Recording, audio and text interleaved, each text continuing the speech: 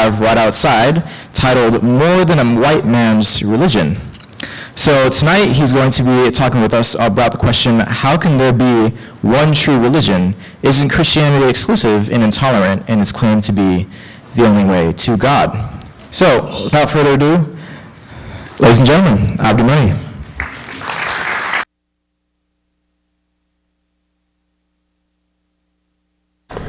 Well, thank you so much for that. It's wonderful to be back with you again. I was here almost exactly a year ago. A year and less 1 week was I standing on this very stage talking about a very different topic, but apparently they thought enough of the topic to have invited me back, and we'll see if that happens twice in a row. Although I wonder about whether or not it's like trying on shoes. You try them on the first time and you're like, I think I like these shoes. And you try them on the second time and you're like, yeah, these are going back. So hopefully not this time. We're going to speak on a pretty, tough topic, I think, and one that I think can generate some emotion and some response to it, which is, I hope, what happens in terms of the response, but we're going to do it respectfully. I think we can learn to disagree agreeably, and even on these religious matters, because sometimes this is the one thing people don't like to disagree on. It's a strange thing. But as we talk about this, I want to lighten the mood a little bit and share a story that was shared by the comedian Eno Phillips. And he shared a story that really highlights the way in which we disagree sometimes on religious matters, almost to the point of being ridiculous about the littlest, tiniest nit, where we want to just disagree, even sometimes, ridiculously or angrily. So this is what he said. He said, once I saw a guy on a bridge about to jump, and I said, don't do it. He said, but nobody loves me. I said, well, God loves you. Do you believe in God? And he said, yes. I said, are you a Christian or a Jew? He says, well, I'm a Christian. I said, me too. I said, are you a Protestant or a Catholic? And he said, well, I'm Protestant. I said, me too. I said, what franchise? He said, Baptist. I said, me too. Northern Baptist or Southern Baptist? And he said, Northern Baptist. And I said, me too. Northern Baptist conservative or Northern Baptist liberal? And he said, Northern Baptist conservative. And I said, me too. Northern Baptist conservative Great Lakes region or Northern Baptist conservative Eastern region? And he said, Northern Baptist Great Lakes region conservative. And I said, me too. Northern Baptist Conservative Great Lakes Region Council of 1879 or Northern Baptist Great Lakes Region Council of 1912. And he said, Northern Baptist Conservative Great Lakes Region Council of 1912. And I said, die, heretic, and I pushed him off. The point here, of course, is that sometimes our disagreements can be so picayune, and sometimes we get to the point where there's a lot of rhetoric about unity, but there's also sort of an anger at some of the differences here. Now, I think there are fundamental differences. I'm going to get the punchline away pretty much up front. I think Christianity does claim to be an exclusive religious system. I think that Jesus' words in John chapter 14 and verse 6 are some of the most well-known verses within Christendom. And if you're not a Christian, or if you don't read your Bible, and if you're not familiar, this is what the words say. Jesus says that I am the way, the truth, and the life. He didn't say I have a way. He didn't say I have the truth, or I have a truth, or I have a way of you to live. He said, I am the way, the truth, and the life. No one comes to the Father except through me. That's an exclusive claim. And you see it repeated by Jesus in several places, but not the least of which is by his disciples in later chapters of the Bible, where they say that there is no other name given to men under heaven whereby we can be saved other than the name of Jesus. Now that's an exclusive claim. It is an exclusive claim.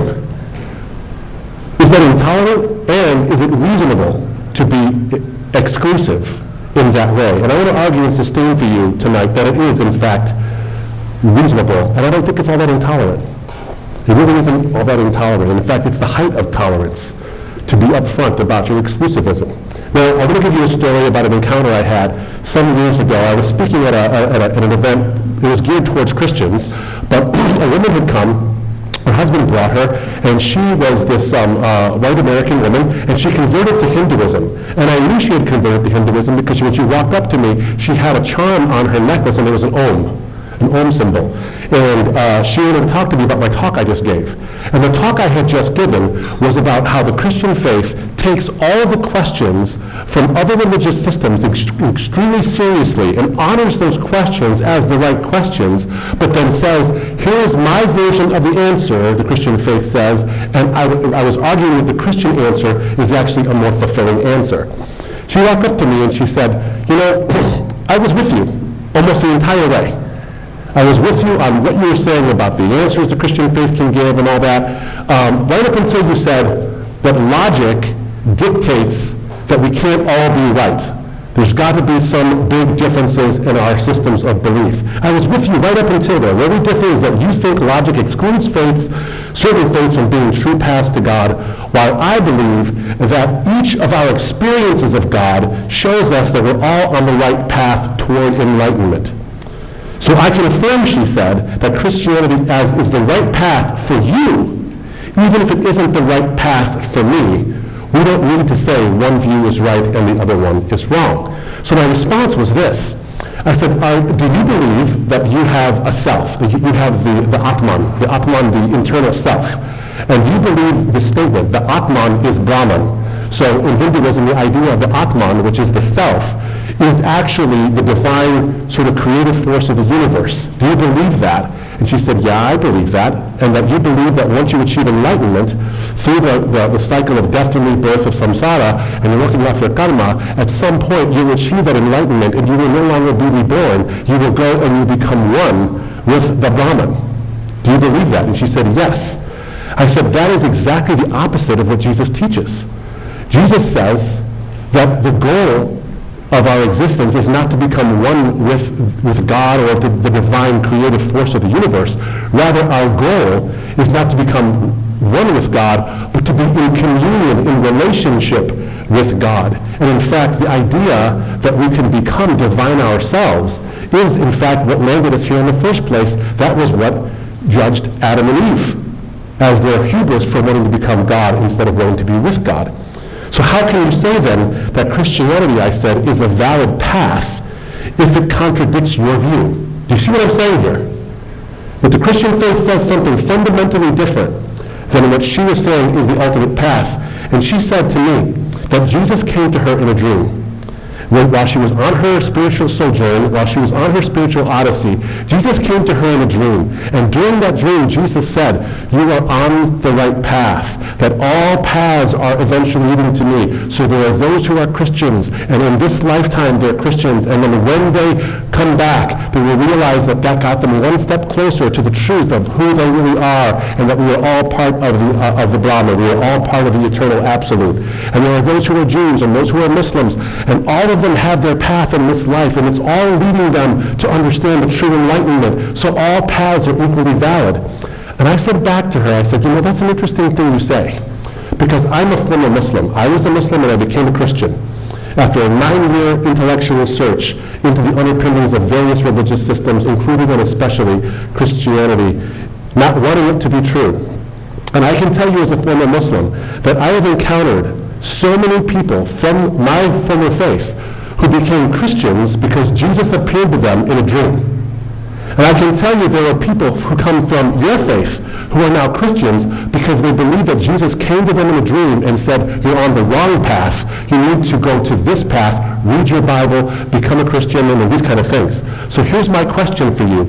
If the reason you actually believe these things are true is because you had a dream that was so moving to you, the spiritual experience that was moving to you, that says this is the right path, but these other people had a vision and a dream that told them the exact opposite of your path, and it was the same person, it was Jesus who came to them in a dream, how can you say that they were wrong?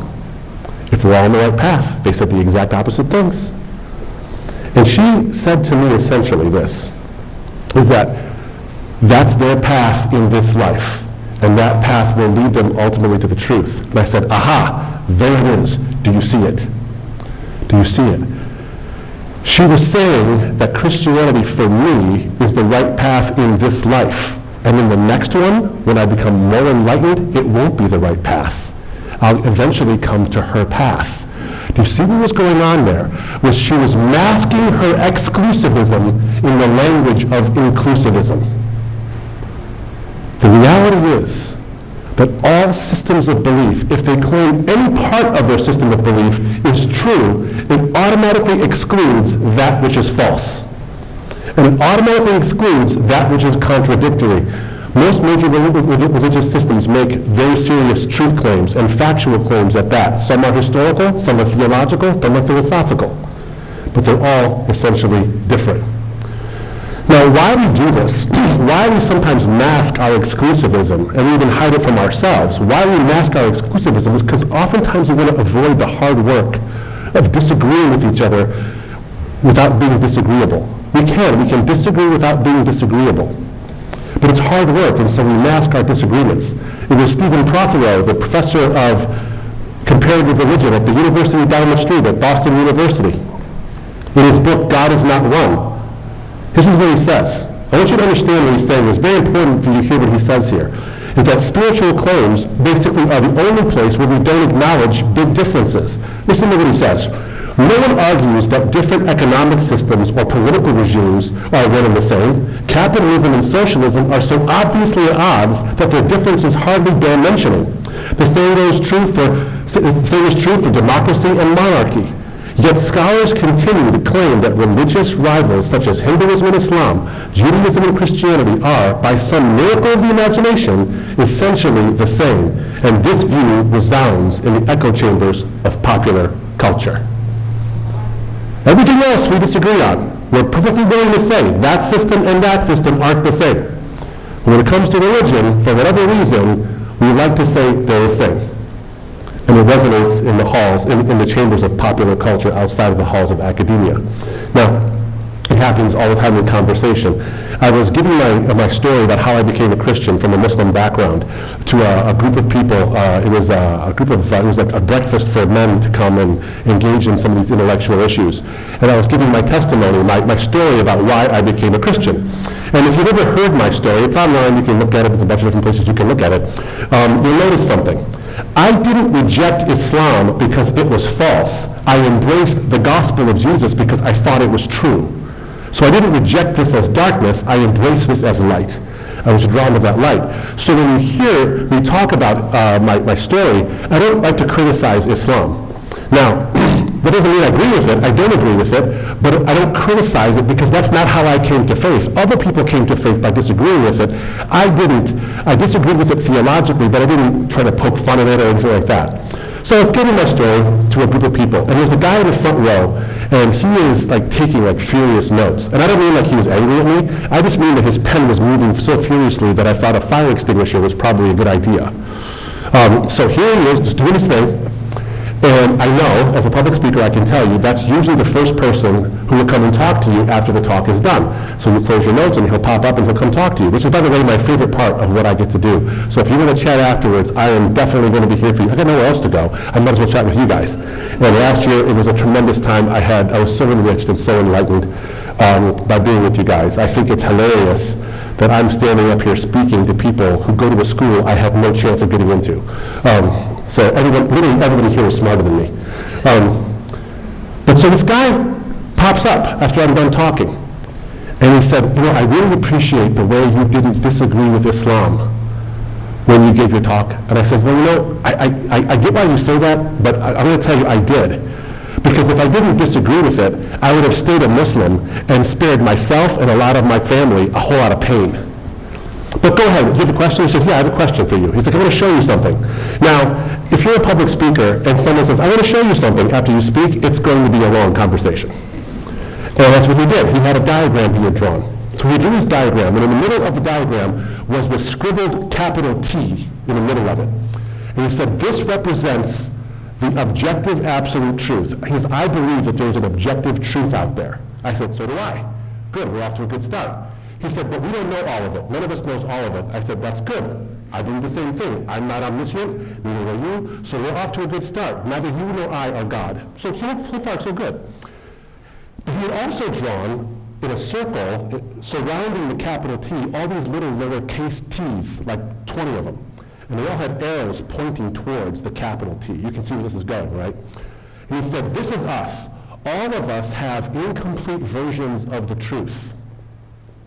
And because all of us have equally incomplete versions of the truth, No one's version of the truth is more valid than anybody else's. And so we all basically have to learn to agree.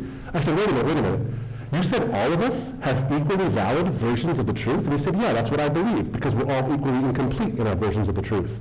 I said, well, wait a minute, hold on. Are you telling me that Pol Pot, Mao Zedong, Stalin, Adolf Hitler, Idi Amin, I can keep going. You tell me that these men all had equally valid versions of the truth compared to Mother Teresa, or Desmond Tutu, or Jesus of Nazareth, or Muhammad, or I can list off a bunch of people. You're telling me that their versions of the truth are equally valid? This is exactly what he said, and this is a very well-read man. He knew his stuff. He said, I can tell you this. I don't prefer their version of the truth, but because my version is incomplete, I have no place to disagree with them.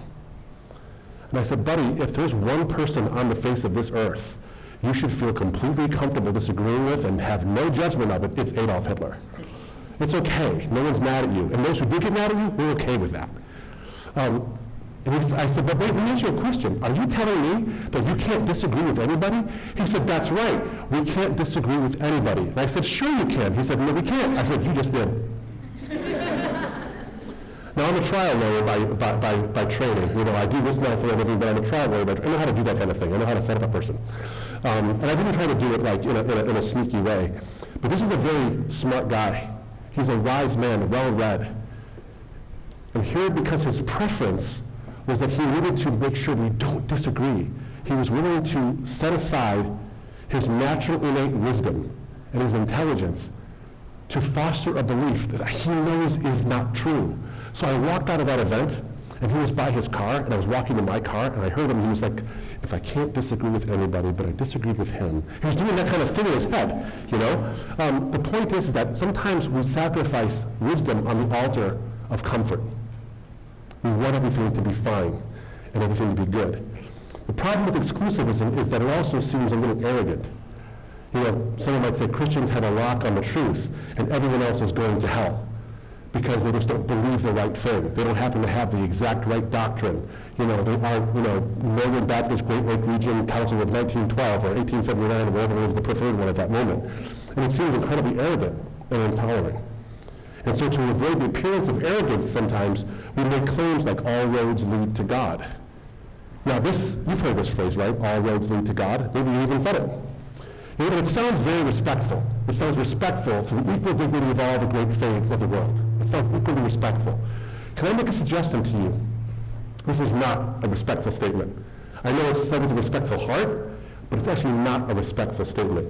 Because when you say all roads lead to God, you're forgetting something. Not all roads even claim to lead to God. If you were to take Buddhism as the Buddha actually taught it, as the Gautama Buddha actually taught it, the goal of life is not to become one with the divine or to realize your inner divinity. The goal of life is to be extinguished. Buddhism classically is not theistic, it's non-theistic. It's not atheistic, it's just non-theistic. It doesn't matter if there's a God or not. You are to be extinguished. Once you realize the accretion of your karma goes away, there's not even a self anymore. That is a characteristic distinction to Hinduism, which the fundamental doctrine, I know there's a lot of different ideas within Hinduism, but one of the fundamental doctrines of Hinduism is the idea of the self, that there is an Atman, there is a self that is identical with the Brahman. And Buddhism, as Buddha started it, was in rejection of the very idea of the self. So you have a fundamental idea in Hinduism and a fundamental idea in Buddhism. There are a lot of the outside stuff like reincarnation and karma looks a lot alike. The fundamental issue is different. Islam, the religion of my birth. If you were to tell a Muslim, you and I basically believe the same thing about God. Well, there's a couple of things you don't believe about God if you're a Muslim. You don't believe that God is one in his nature and three in his persons. That's a Trinity. And that's classical Christianity, that God is one and three. He's one in his nature and three in his persons. You don't believe that Jesus died on the cross. The Quran literally denies Jesus' crucifixion and, of course, literally denies his resurrection. That's the central idea of Christianity, is that Jesus died on the cross to pay for our sins and then rose from the dead to prove his power over death so that we can know that he did what he said he was going to do. And if you say, well, they're basically the same, you look at the two things about Islam and Christianity. the Trinity and who is Jesus, and they fundamentally disagree on these main precepts. So when we say all roads lead to God, we're not actually taking all roads seriously. What we need to do is actually give them what I call the dignity of difference. The dignity of difference. What I mean by that is that when you look at someone and they tell you their worldview or their religious ideas, and you look at them and you say, it's all basically the same, it's just different iterations of the same thing, you're not taking them seriously. How dare I, as a Christian, look at a Muslim and say, all that 1,400 years of theology that came since the advent of the Quran in Arabia, all that, don't pay attention to that, we're all basically the same. Do you see how intolerant that sounds? It's disrespectful. It's not respectful. We need to be respectful enough to give people the dignity of difference. Well, one of the things that happens, though, when we give into this idea of all religions basically being the same, even though they're glaringly in the face of them not the same, is we find ourselves believing the unbelievable. We find ourselves believing in contradictions, like the guy who said we can't disagree with anybody, but he disagreed with me about that. There was an instance of this on CNN. There was a well-known writer, he's the best-selling author, and he was a CNN host named Reza Aslan. Reza Aslan went through various iterations of different religious systems, born a Muslim, became a Christian, went back to Islam. His wife is a Christian. And he had a show called Believer, where he sampled different sort of like extreme versions of various religious systems. And he specifically says that his goal in that in that TV show was to smooth over the differences between the faiths. Now, in a promotional piece for the show called Believer, Reza Aslan said this to the LA Times. He said, there is no proof for the existence or the non-existence of God, and anyone who tells you otherwise is trying to convert you. Obviously. But there is no proof, he says, for the existence or non-existence of God. He said this, faith is a choice, but it's not an irrational choice. Okay, there's no proof, but it's not an irrational choice. It is the result of one's, get this now, it is the result of one's empirical experience of the world and of reality and one's place in the world. You either believe that there is something beyond the material realm, or you don't, and you can't be convinced one way or the other. As someone who became a Christian from a Muslim background, I beg to differ, sir. However, I'll tell you this. Did you notice the contradictions in the statement? There's no proof, but the decision to believe or not believe is not irrational. It's the result of one's empirical experience of the universe. Now, experience can be highly subjective, so to call it empirical, you're equivocating your terms a little bit. But you know as well as I do, probably even better than I do, that when you look at things empirically, you're looking for the evidence of whether or not what your experience is going through is actually true or not. But he's got them saying there is no evidence. But there's also an empirical experience. And then he says you can't be convinced one way or the other. And this is a man who went from Islam to Christianity and back again. So he was convinced at least twice. So the point here is that sometimes when we try to make this gloss over idea to sound like we're tolerant, we're willing to believe contradictory things. Brilliant people are willing to believe contradictory things. But I think when we do that, we lose the true meaning of tolerance. Now, it's not lost on me that here I am at whether arguably or inarguably the most advanced technical university in the world. And you know something about what real tolerance means. As a lawyer, I can tell you, I'm not an expert in these fields, but I had experts who were witnesses in some pretty high-profile products liability cases where various things that were made had failed, whether it's an electrical system or a mechanical system or a chemical system. There was failures involved in these lawsuits, and so we had to bring in all these people who had graduated from universities like this one, where people who knew what it meant to have tolerances, like did the part fail because it was, unable to withstand certain vibrations or tolerances for vibrations or magnetism or heat or cold or whatever it might be. In other words, you know that when you check the tolerances of a material or of a system, you're checking how well does it deal with stress.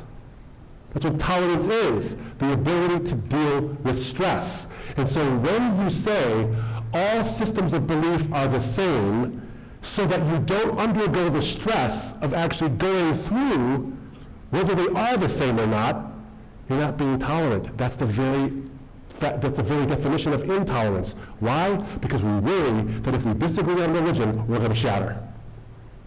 Like a piece of metal or a part of a system that can't stand that has no vibrational tolerance, or has no tolerances to heat or electricity or cold. So we've lost the true sense of what it means to be intolerant. Our drive for spiritual homogeneity and the downplay of exclusivism doesn't foster tolerance of other faiths. What it does is it breeds indifference to them. And that's not true tolerance. Now, people can be, I'm going to turn now to Christianity. People can be pretty uncomfortable with Christianity's exclusivity because they think that it is arrogant and intolerably exclusive. You know, I was talking to somebody who was very close to me. He's a secular humanist. In fact, he's an ordained secular humanist minister, which I find interesting because the idea of being ordained means that some power higher than you has called you to do something, and then he's a secular humanist who doesn't believe in God. So I'm curious, like, who ordained you? But apparently the state of Michigan ordained him. From on high, I suppose. But anyway, we were having a conversation, and because he's a secular humanist, I asked him, he said, if we were talking, I said, what's your biggest hang-up with Christianity? And he said, oh, that's easy, the arrogance. Like, whoa, that was fast. You thought about that for a while. He said, yeah, it's arrogant. It just seems arrogant that you guys think you have a rock on the truth, that you guys have the truth, that everyone else is going to hell, and we're all just idiots walking around not knowing what's true. And I said, that's interesting. You're a secular humanist, right? And he said, yeah. I said, do you agree with the Secular Humanist Manifesto too? Secular humanists have a lot of manifestos. One of them, the most popular one, is the second one. The second one is, says, I have part of it memorized, and it says, secular humanism maintains that human beings have the ability and the responsibility to lead ethical lives of personal fulfillment that ascribe to the greater good of all. So you hear what I'm saying? The manifesto says human beings have the ability and the responsibility, but the ability to lead ethical lives of personal fulfillment that aspire to the greater good of all. I said, do you believe that statement? And he said, yes. I said, so you believe that you inherently have the ability to lead an ethical life of personal fulfillment that aspires to my greatest good and everyone's? He says, of course I do. I said, okay. So you just got done saying that the Christian faith is arrogant. Well, here's what the gospel teaches me. The gospel teaches me that I am a sinner in need of a Savior, that I can't be my own Savior, that I can't be the solution to the problem because I am in fact the problem. So I believe I need someone who's not me to save me from me, but you believe in yourself. Who's arrogant? You see the issue? Is that everyone claims some kind of exclusivity, and it all can sound arrogant depending on what perspective you're talking from. But Christianity has this statement, like I said in John chapter 14, verse 6, I am the way, the truth, and the life. No one comes to the Father but through me. But there's also a statement in the Bible. It's actually a story that Jesus tells. In Luke chapter 14, verses 12 and following. It's called the parable of the banquet. Now this parable goes like this, okay? There's this master of a house. He owns this house and he has this wonderful estate, and he wants people to come to the banquet that he's prepared for them. And he says to his servants, he says, go out and invite people to come to my banquet. I'd love for this to happen, so please invite them. Invite the various people. And the servants go out and they invite people and say, come, the master has prepared this thing. It's a wonderful feast for you, available to you. Of course, the master is a proxy for God in this story, you know. It's an illustration.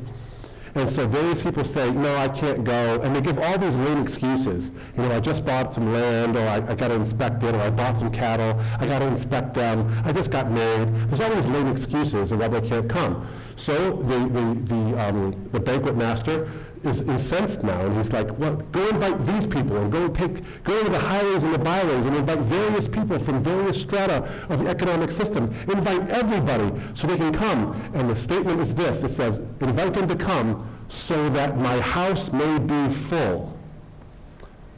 The banquet is an allegory for heaven, and God is telling his servants, his prophets, his messengers, to go and invite anybody you can to come. They're all included. It doesn't matter how rich, how poor, whatever your color of skin happens to be, you're all invited. You just got to accept the invitation, and you can come to my house, which God wants to be full.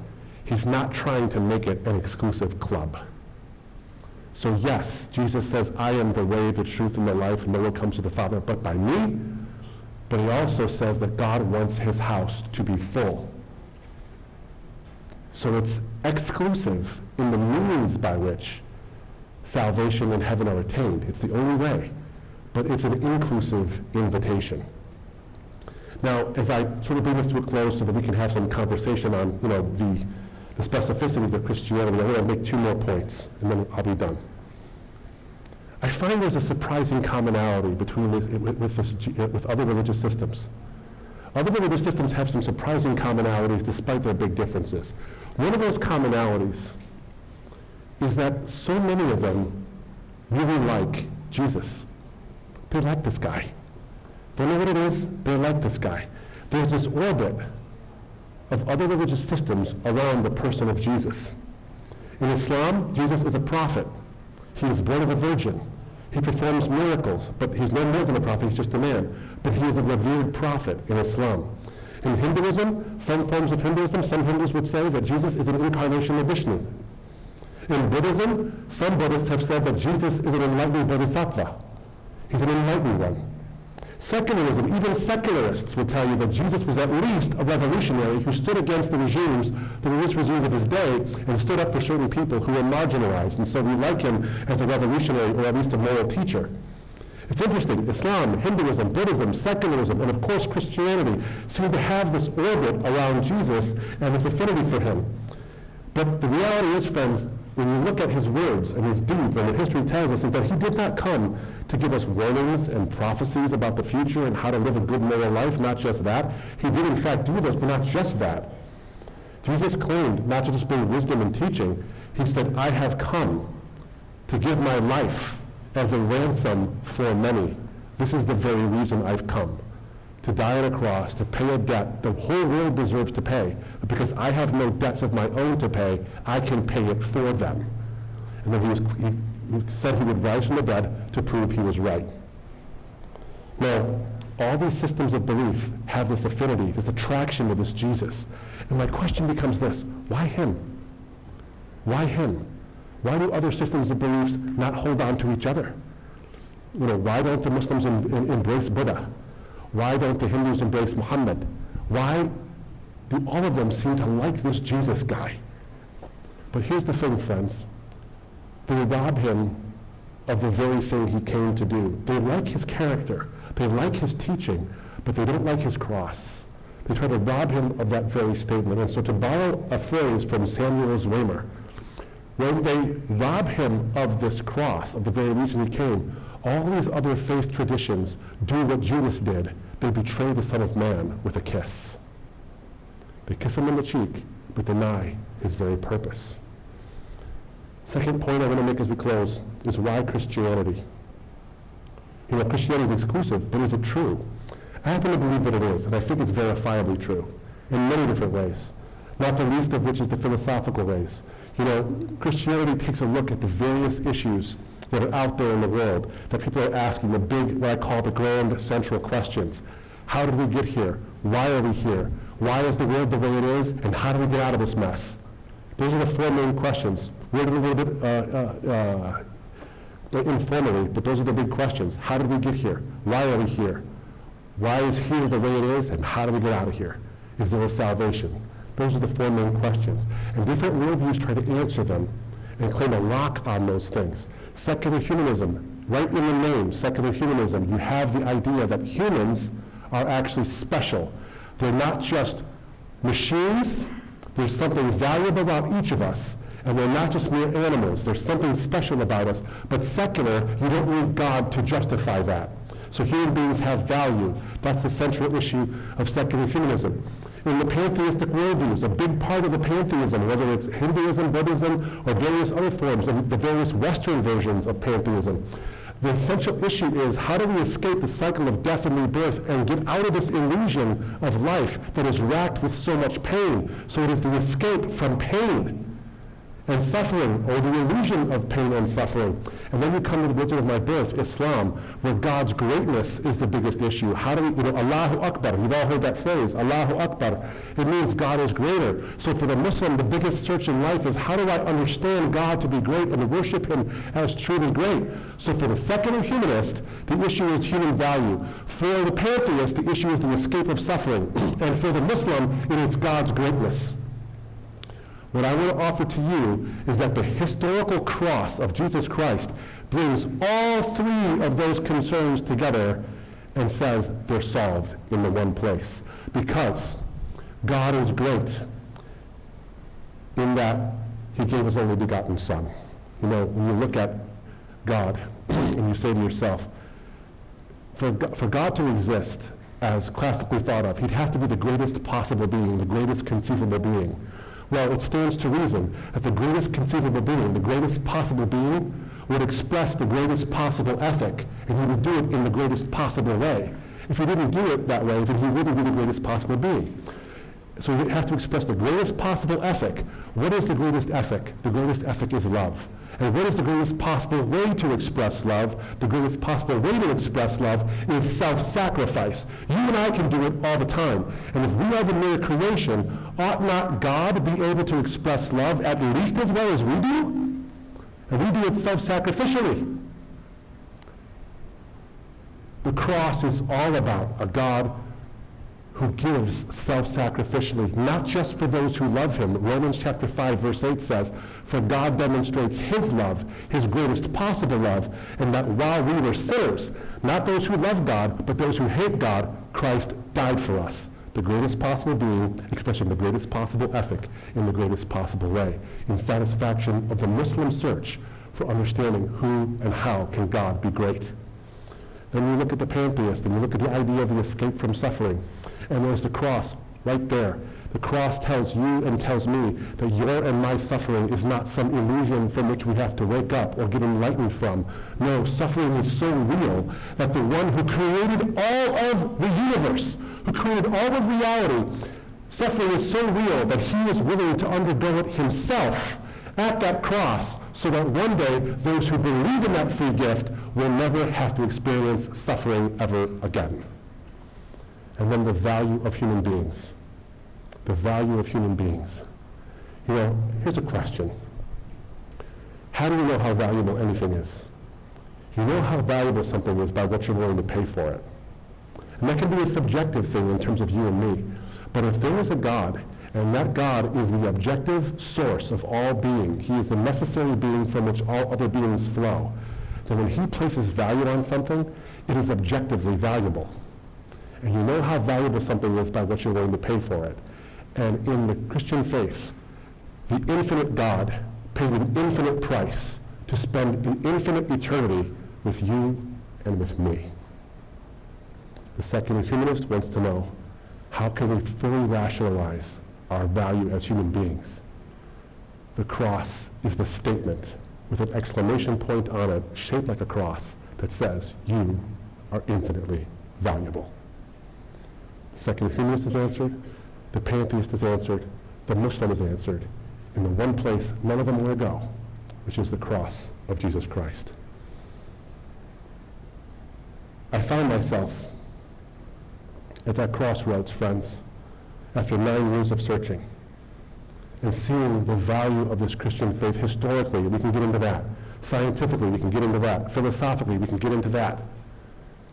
But ultimately, I didn't want to give it my heart because I knew there was going to be a cost to pay. There was going to be a price to pay. And it was going to be exclusive, and the people around me in my community were going to be upset about it, and that was going to be true, and that was profound, and it was a hindrance to me. I wrestled with it. Friends, I did this search into the Christian faith for 9 years. It did not take me 9 years to find sufficient answers to become a Christian. That took 2 years. It took me 7 more years to wrestle with what it meant to become a Christian because I did not want to be one. But I can tell you this, the answers are not hard to find, but they are hard to embrace. But I can tell you this from personal experience. I've looked at them, and I've had my questions answered, and I've searched and searched and I found the answers necessary, the good central answers. I still have questions, but my central questions have been answered. And the Christian faith satisfied me. No matter what the cost was, 25 years later, I can tell you without any equivocation, it's worth it. It's worth it for you. And if you don't know him, you don't know what it's like to have that sense of value, I would invite you, at least give it a shot, give it a try, at least give it a shot. For God so loved the world, that's everyone, that he gave his only begotten Son, so that whosoever shall believe, that's anyone, will not perish but have everlasting life. The Christian claim is exclusive, but the invitation is completely inclusive. You and I are all invited. I pray you accept his invitation. Thank you guys so much for giving me some time. God bless you.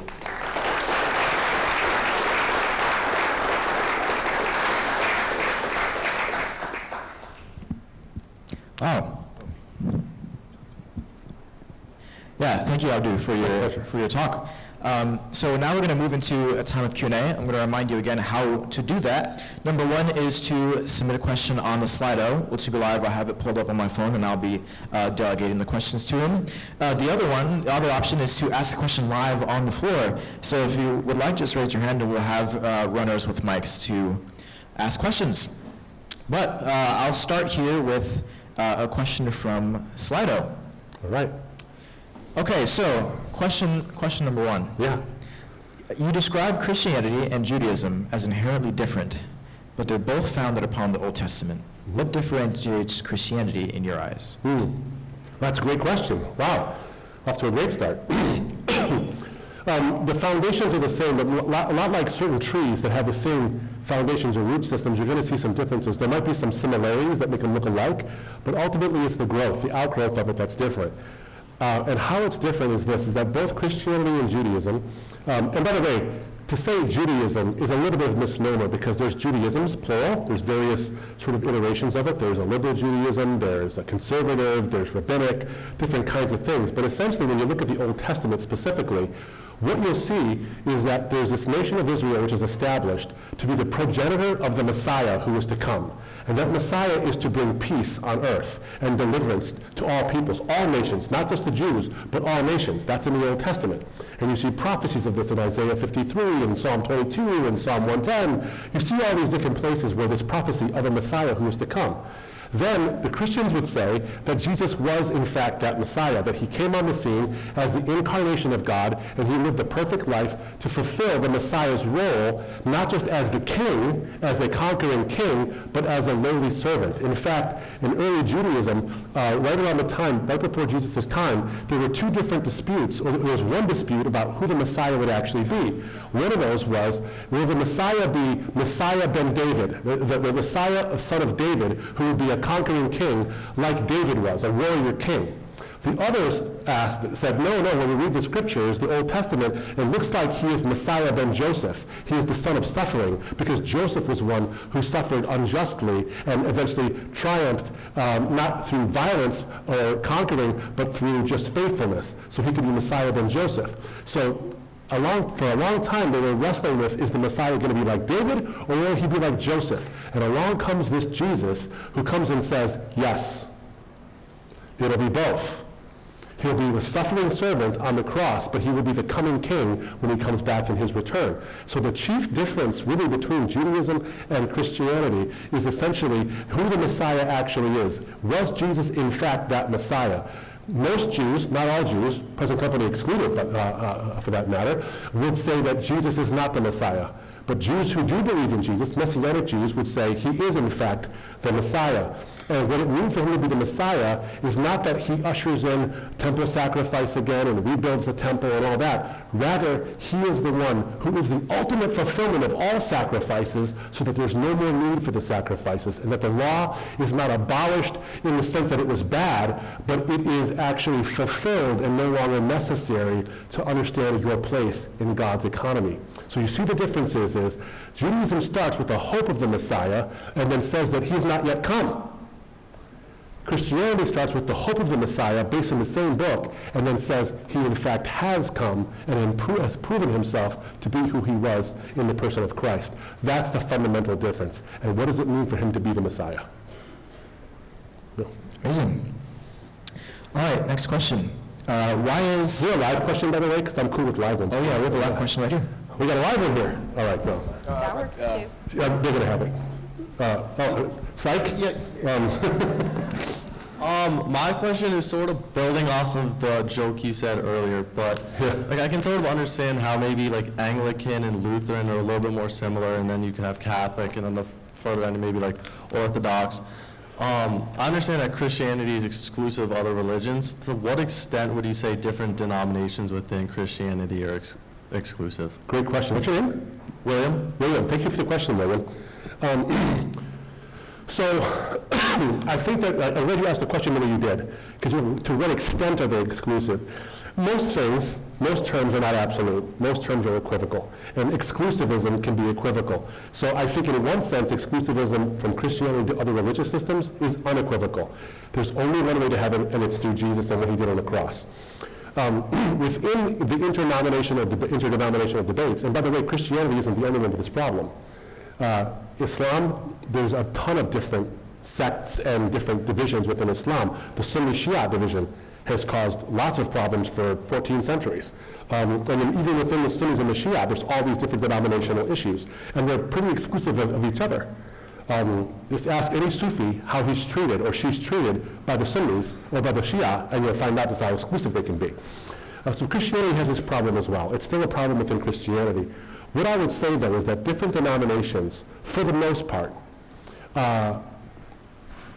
within the orbit of what C.S. Lewis called mere Christianity, which is the mere teachings, not mere in terms of like simplistic or not important, but mere, like the basic, is creation, the fall of mankind in terms of sin, redemption, and then the return of Jesus. Okay, those are the basics. Within those basics are some different details as well, like the divinity of Jesus, that Jesus is in fact the incarnation of God in the flesh. The Trinity is something that is foundational to the Christian faith, that Jesus died on the cross as a matter of history and rose again as a matter of history. Those are all part of the four things that make up mere Christianity. Denominations differ on a couple of different things regarding this, but almost none of them disagree on those issues I just said. So they might disagree on when you get baptized, as an infant or as an adult, or maybe not even as an adult, but as someone who knows what they're doing. Is it a conscious decision, or should you be baptized as an infant? Can you speak in tongues, which is one of the, if you're not knowing what this is, there's this idea of a spiritual gift where you speak in the spiritual language that requires an interpretation. Is that still something that happens today? Do miracles still happen today? There are Christians who think that they don't happen, and there are Christians who think that they do. Notice something, these big differences aren't all that big, because they don't differ on the names. Now, that isn't to say that there aren't, this is going to sound like a harsh word, but I mean in a technical sense, that there aren't cults of Christianity like Mormonism or Jehovah's Witness who deny central Christian doctrine. So Jehovah's Witnesses, for example, deny that Jesus is God.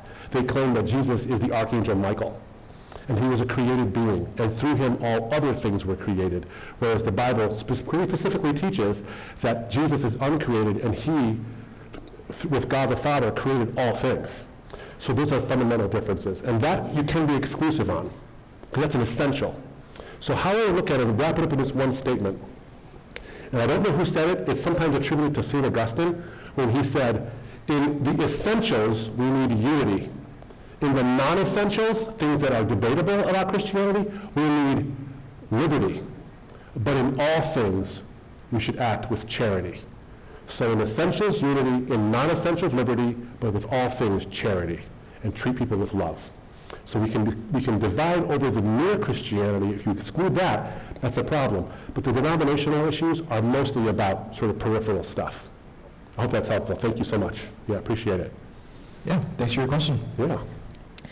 All right, I'm going to take another one from Slido. Mm-hmm. So, how can I tell my non-Christian friends that Jesus is the right answer in a convincing way that leads them to change their worldview? I'm assuming this is from someone who is a Christian.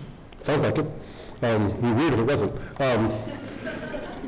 If it wasn't, please come talk to me afterwards. I'm dying to know what the thinking behind that was. But no, in all seriousness, I'm a big fan of listening before you tell anybody anything. I'm a big fan of asking questions rather than making statements, as long as you possibly can. You at some point going to need to act to make a statement about what is true and what's not and these kind of things. But I'm a big fan of asking questions, and here's why.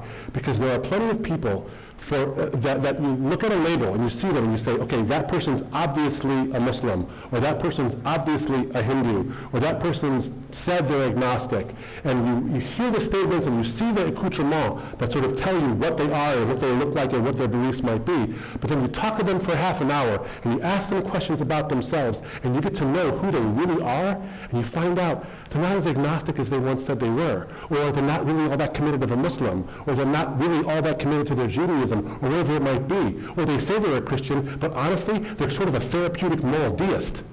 You know? So you find out by asking questions like, what are the big issues that bother you? What keeps you up at night? What are the things that haunt you in the middle of the night? Or when you think about spiritual matters, or even do you think about spiritual matters? So when you ask the questions, you find out who someone actually is. And the reason I say that is because the Apostle Paul says in Colossians, one of the books of the Bible, in Colossians chapter 4, verses 5 and 6, he says, walk in wisdom toward outsiders, making the best use of the time. In other words, answer the question they're actually asking. And I say this for a reason, because he's Mediterranean, he is Middle Eastern, Paul was.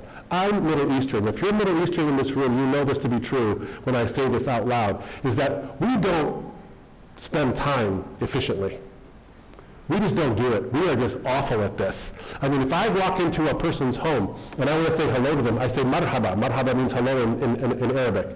And he's going to say marhabtain, which means two hellos. Now we're in a competition, you know, to see who's more hospitable. And I say marahib, which means many hellos. He says alf marahib, which is 1,000 hellos. And I say alf marahib, 1,000 hellos, trying to make sure that he knows I'm more hospitable than he is. And then I start talking about his mother and asking about his dad and asking about the mother's dog and how's your aunt doing and didn't she have a bunion and all this kind of stuff, right? And then after an hour of that, I get to the conversation. And that's Paul's culture. But he says, make the best use of the time. He's not saying be Swiss-like in your efficiencies. What he is saying is answer the question the person is actually asking. And then he says something beautiful. He says, let your speech be gracious, seasoned with salt, so you may know how you ought to answer each person. Not each question, not each worldview, answer each person. Because questions, worldviews, and controversies don't need answers. But people do need answers. And they use their questions and they filter them through their worldview to get those answers, but you're always answering a person. So when you answer a person, you can never go wrong. It might take a long time, but find out what they care about. Can I just give a short example? And this is a long answer to a short question, but I just want to give a short example of what I mean by this. Is that I was talking to a young man, and I shared this story last year, I believe. I shared this story, but it's worth mentioning. And he was a young African-American man, and he had walked away from the Christian faith completely because he thought that Christianity was the religion of the slavers, that the Bible was used to justify slavery, and therefore it cannot possibly be a good book because it's horribly immoral. And we sat down for some time, and I asked this very, very brilliant guy, I said, clearly, justice issues are very important to you. He said, absolutely. I said, so it's a moral issue for you. It's a big moral claim. And he said, yeah, of course it is. Isn't that for you too? I'm like, oh, it is so much. And I'm so glad someone like you cares this passionately about it. I have a question for you, though. You claim to be an atheist, right? He said, yeah, you're a materialist. You believe that the material world is all there is. And he said, yeah. I said, so you don't have a soul and I don't have a soul? No. I said, well, so you're just basically a biochemical machine? He said, yeah. I said, and so am I. And he said, yeah. I said, how can one biochemical machine be racist to another one? My Apple iPhone is not racist towards my brother's Android. The whole idea of morality collapses when we begin to see ourselves in certain ways. And so I said, but you have this innate sense of justice, of morality, and it has to be born somewhere, it has to be grounded in something. You know, and he liked that. And we had this lengthy conversation about some troubling passages in the Bible that he found troubling. But the conversation was real and was authentic because I found something he cared about and then said, the gospel can actually tell you why you care about that. 3 weeks later, after a 5-hour conversation, I got a letter in the mail from him, an actual honest-to-goodness letter in the mail. It was the best thing ever. It's like opening a present on Christmas. And it just said, hey, I want to thank you for the conversation. I just started going to a Bible study at this Anglican church down the street. Find out what they care about, and then show them that the gospel addresses what they care about. And you can't go wrong. You might not get somebody to change their mind. That's not up to you, by the way. As a Christian, the Holy Spirit does that. But it is up to you to be faithful and actually care about the person you're talking to. So I'm so thankful for the question. Yeah. Is there a live one? All right. Right behind you. Thank you. I have this written down. I'm transgender, and I have especially recently seen many Christians using religion to be bigoted and intolerant towards people like me. How do you respond to Christians who say that people like me need to deny who they are in order to accept the invitation to the banquet? Yeah, thank you. What's your name? Cyan. Cyan? Yeah. Cyan, like the color. Oh, okay. Oh, Cyan, like the color. Okay, cool. Thank you. Thanks, Cyan. I appreciate that. I realize this is one of those kind of questions that can be, the answer to which, no matter what I say, can be incredibly, impactful, and it should be. It's rife with the value of who you are as a human being, okay? And I want to acknowledge that no matter what.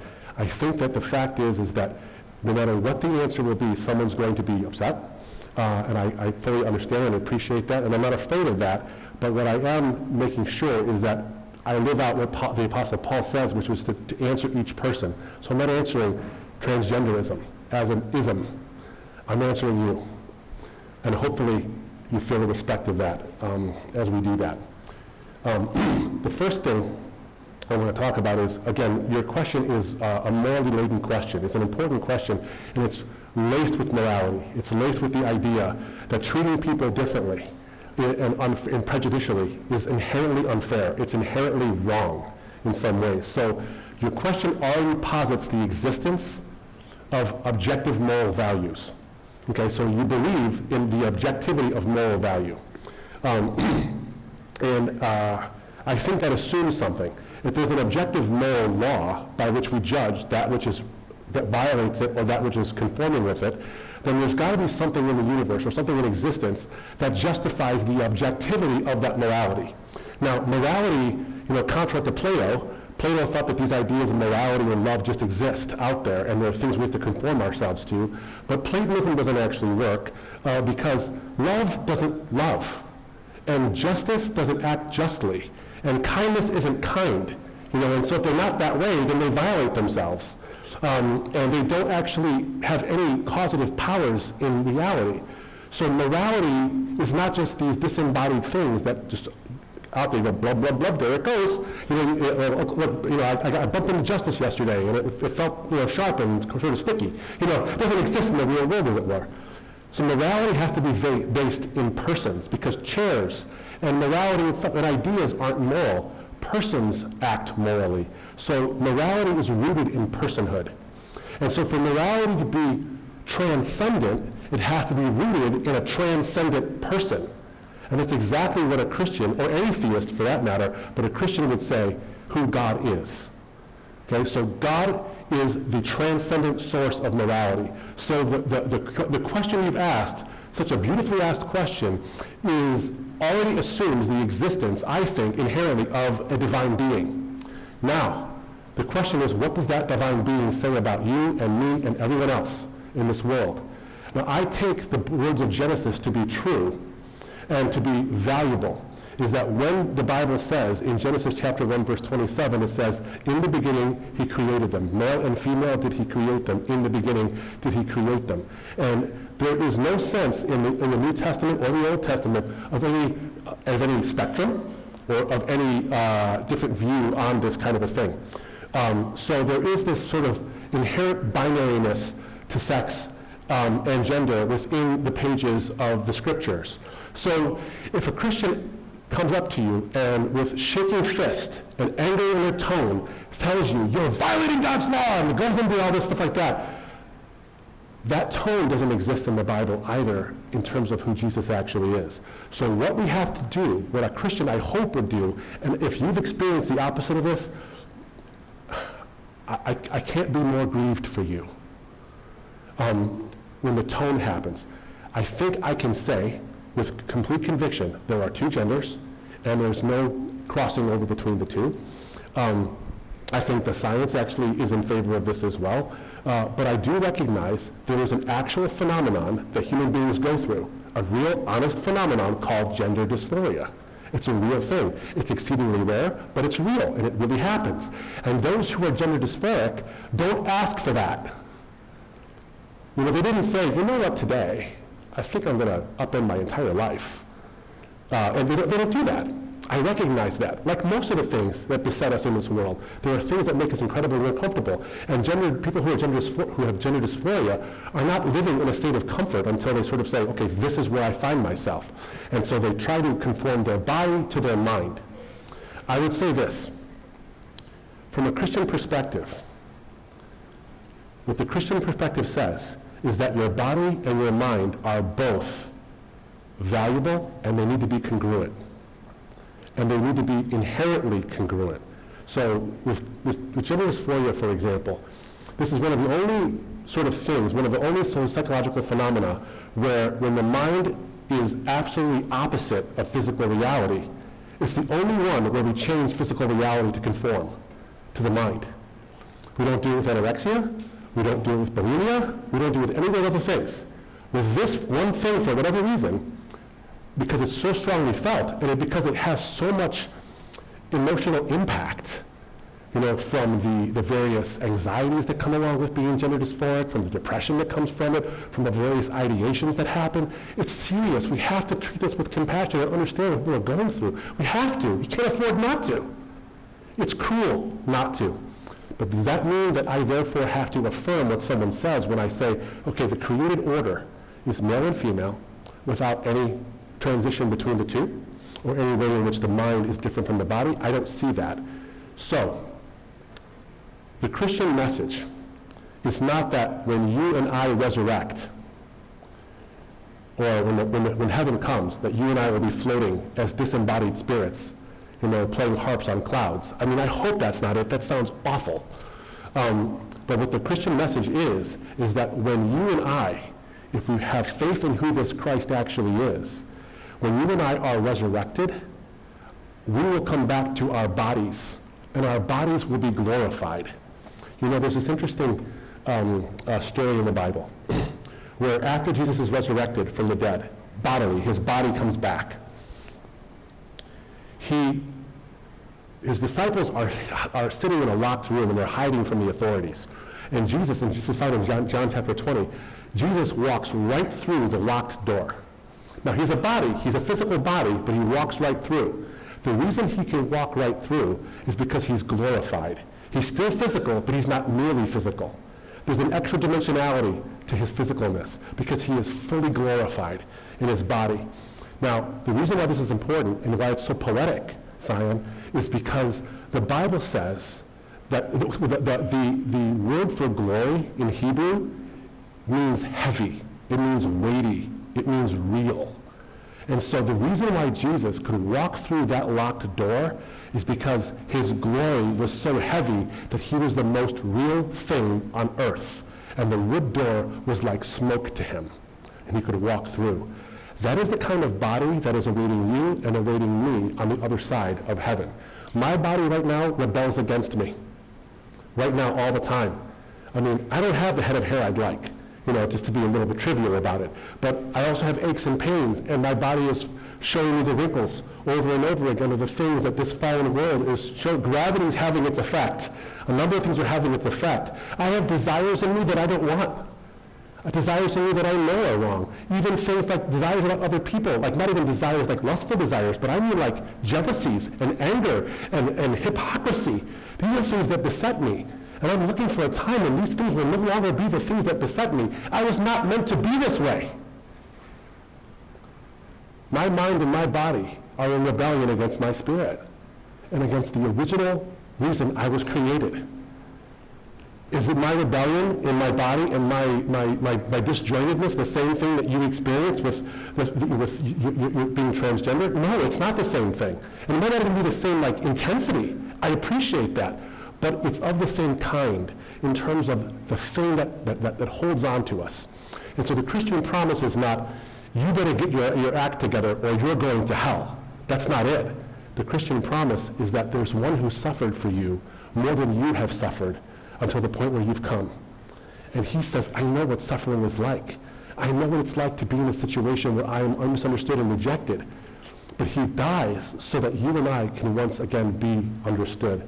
I think of a poem, if you don't mind my doing this, think of a poem by a man named Thomas Bracken. It's called Not Understood. And it goes like this. Not understood, we move along asunder. Our paths grow wider as the seasons creep. Along the years we marvel and we wonder why life is life and then we fall asleep. Not understood. Not understood. How many breasts are aching for lack of sympathy, day by day. How many lonely hearts are breaking. How many noble spirits pass away. Not understood.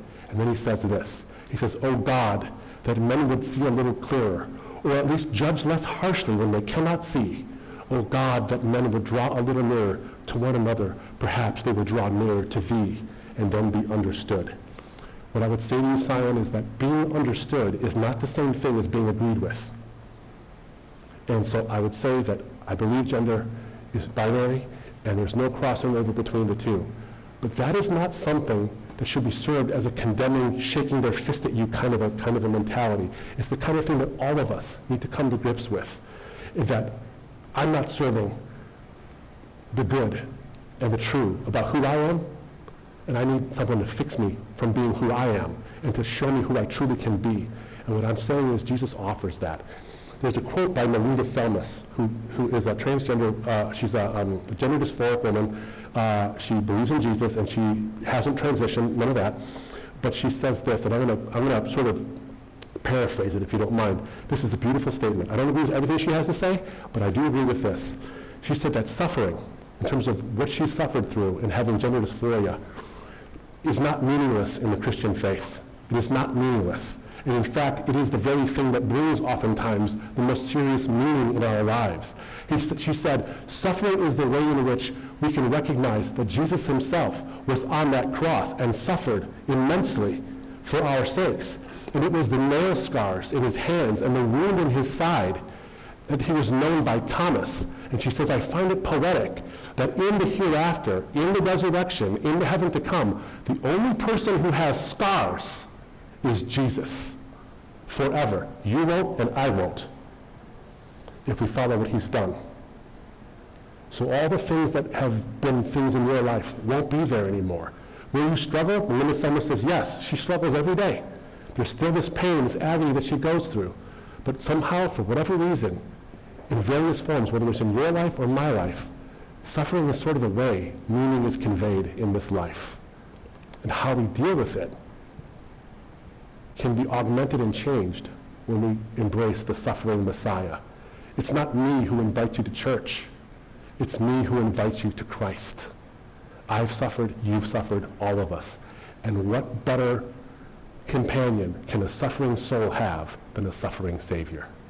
God bless. Thank you so much for the question, and thank you for the respect of honoring me with a tough one, and I appreciate that. I hope you felt respected. Thank you so much.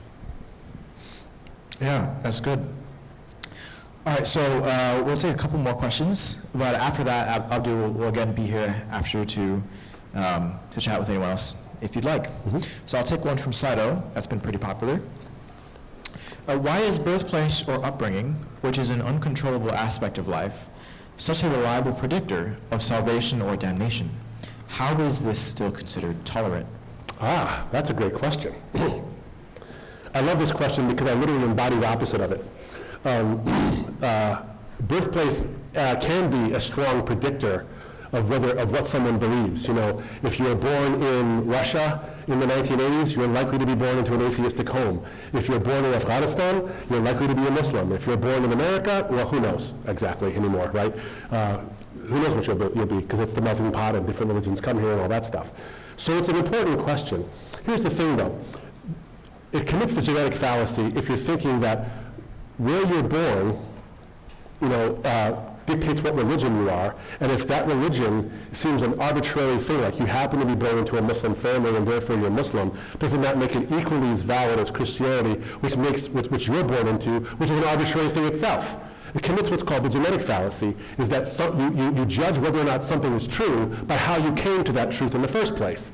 How you came to it is irrelevant to whether it's true or not. So if you came to Christianity because you were born into a Christian home, it doesn't mean it's false or it's true. If you were born and you became an atheist because you were born into an atheist home, your parents were atheists, they taught you atheism, or they taught you non-religion, or whatever it is, and therefore you're an atheist. Does that suddenly make atheism false?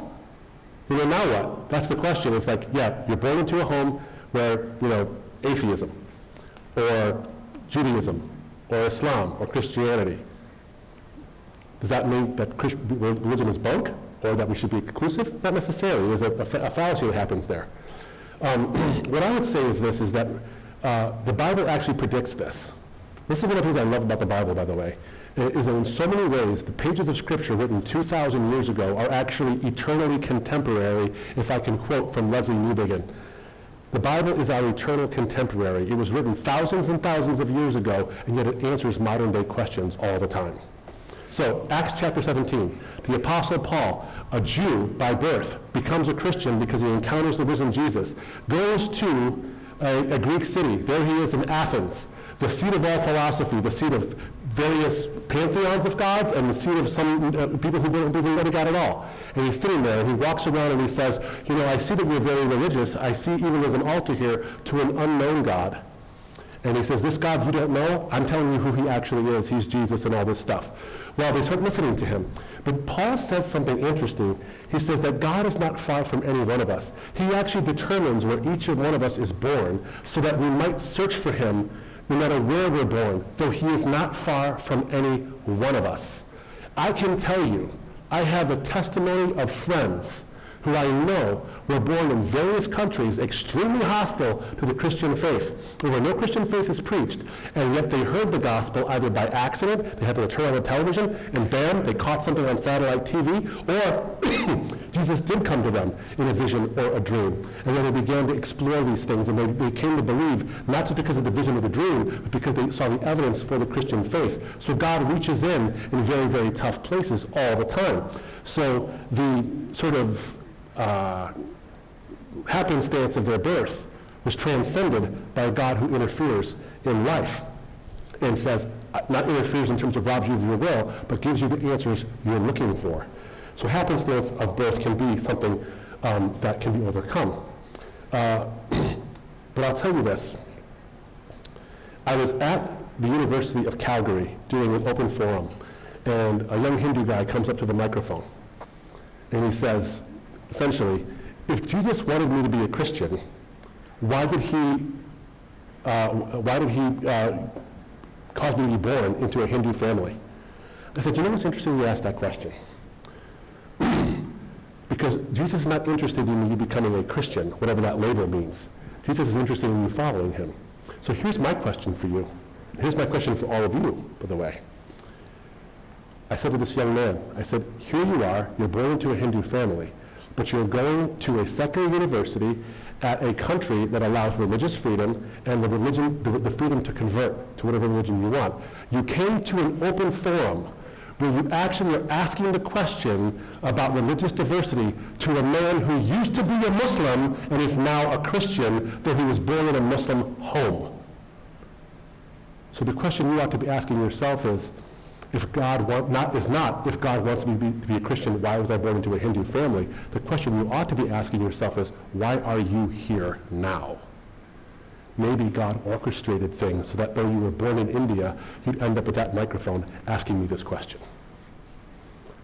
Maybe God's providence has woven things so that your free will is exercised so that you can have an encounter with him. So the question isn't, where were you born? The question now becomes, will you be born again? And that's how I would answer the question. Yes, it is a strong predictor, but it's not ultimately determinative of what's true and what's not.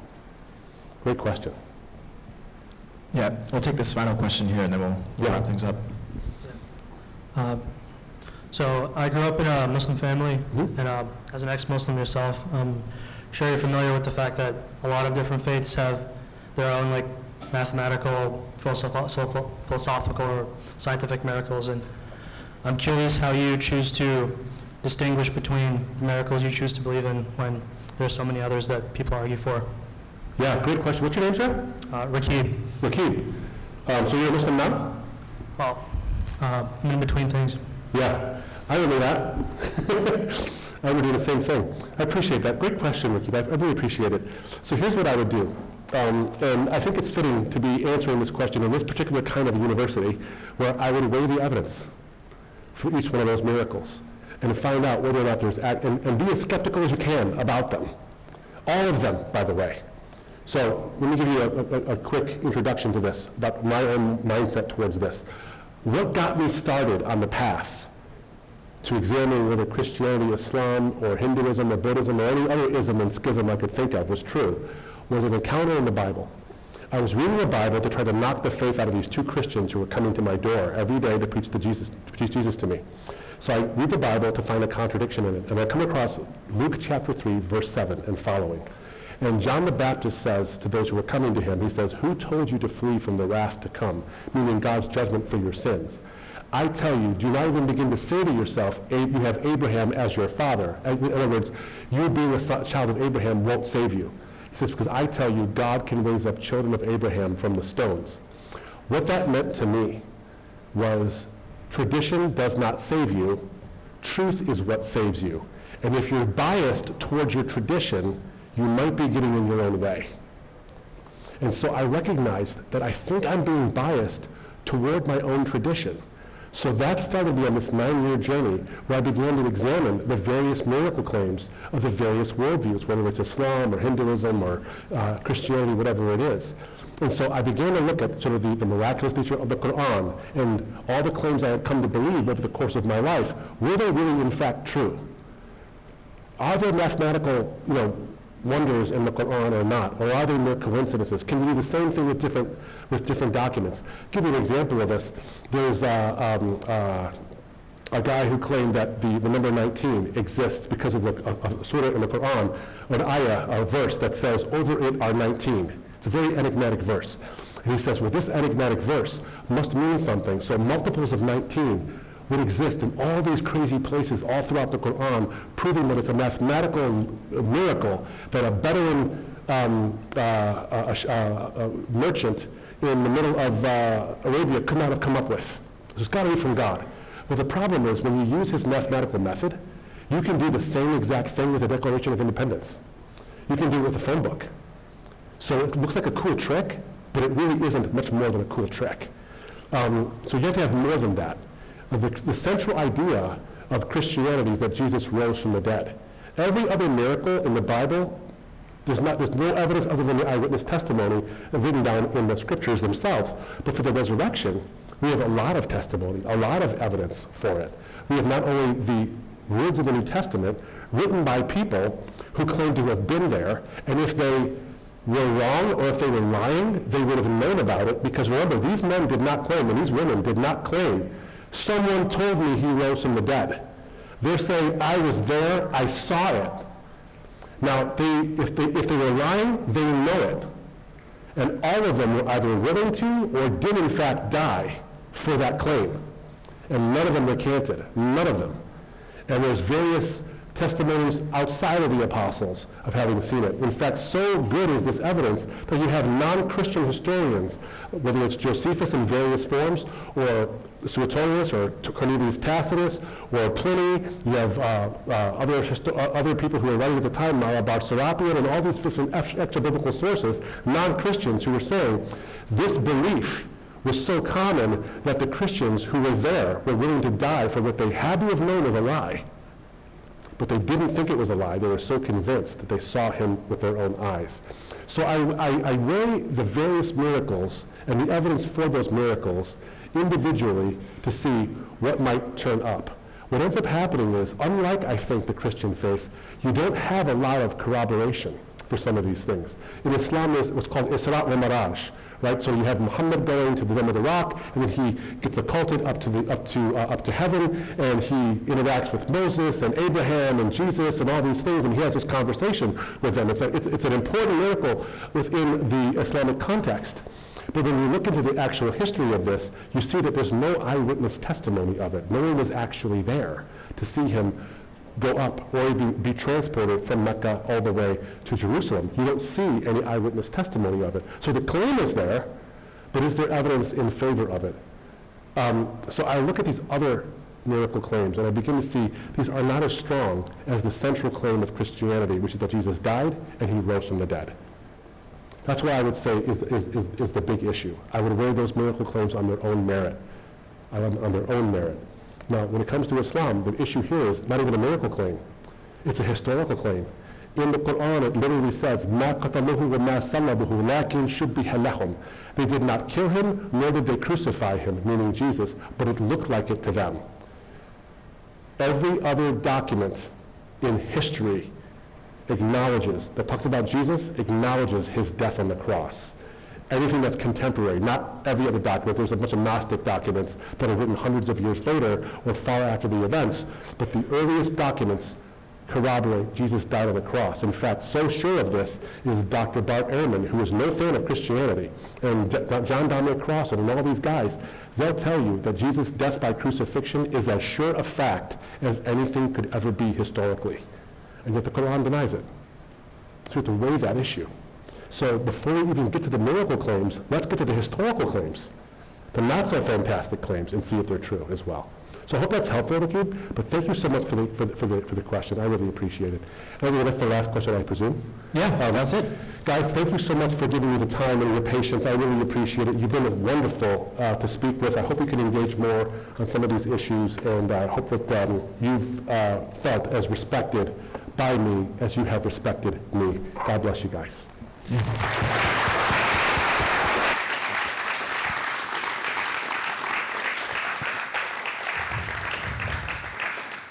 Thank you, Mr. Abdu Murray, and thank you for everyone who came tonight. So before you guys go, I want to give you a couple of important things to know before we wrap up. The first thing is, this is how you can connect with Abdu. He has quite a few social media accounts and also a website, embracethetruth.org, and we'll have this up for the night after we're done. But if not, you can also talk to him in person to get that contact info yourself. The second thing is we have a feedback form for tonight's event. This asks questions like, how was the event? How was the food? How was the speaker? Was it relevant? Was it not? And also some information for us to know who came tonight. So a tiny incentive is that you get $30 tech cash, and I wish I knew when I was an undergrad that you could use it at Beantown. But alas, I'm no longer an undergrad. So we'll have some music on, and we'll take a couple minutes, maybe like 2 to 3, to fill that out. Cue the music.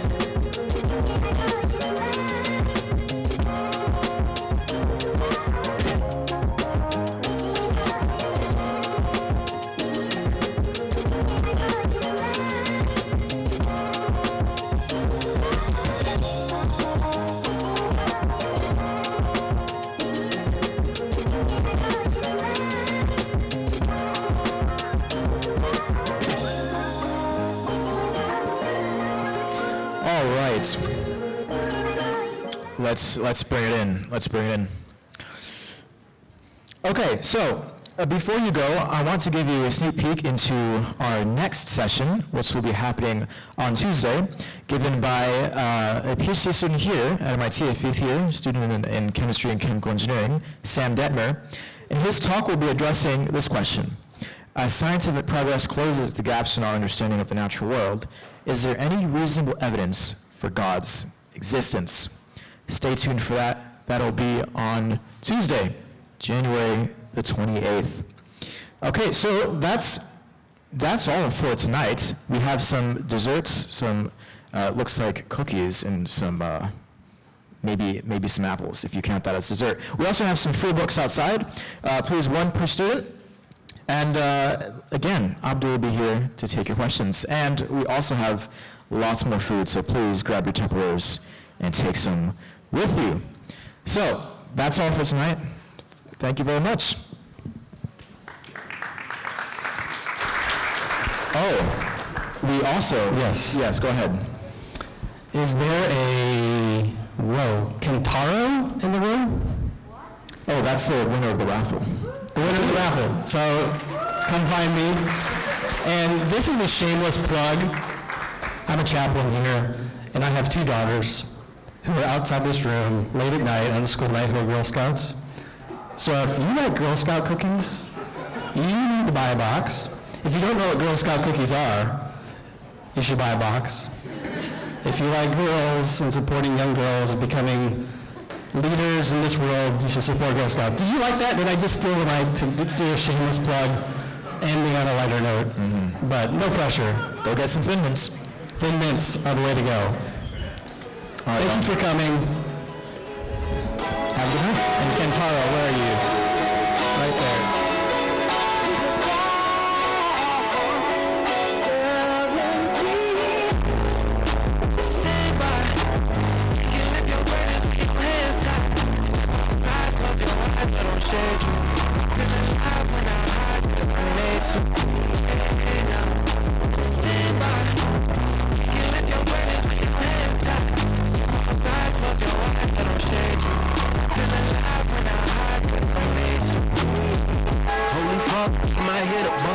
I've been drowning in disorder, Judas slow slaughter.